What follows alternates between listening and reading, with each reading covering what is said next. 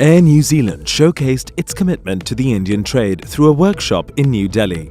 Air New Zealand relies on our trade partnership. We don't take direct bookings. We do have a consumer website to educate about New Zealand. So what we've now set up is a dedicated site for Air New Zealand specialists where we encourage the trade to send their details to us so that when a customer comes online, finds all the information but doesn't want to attract the additional charges by transacting in a foreign currency, we give them the option to select their departure city or their livable city, I guess, and it will show all the partners so that you can convert the sale on our behalf. Air New Zealand has a lot of USPs. We have a very special class for families traveling together who pays as much as just 3 economy class seats, and just for 200 New Zealand dollar extra, they get to have 3 seats converted to a bed, which is called an economy sky couch.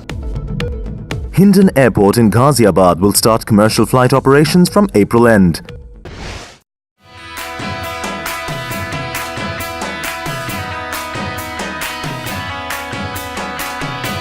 I'm sure it makes a lot of difference for people who would know that we are recipient of one of these awards. It really makes us more visibility in the market. We strive for achieving better and better.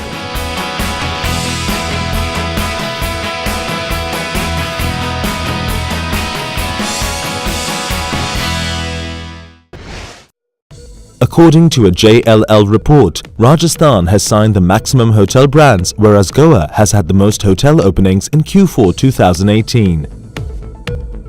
India continues to be the 3rd largest source market for Singapore. From January to November 2018, we had welcomed 1.32 million visitors from India to Singapore, which was about 14% increase over the same period the previous year. India continues to be the 3rd largest source market.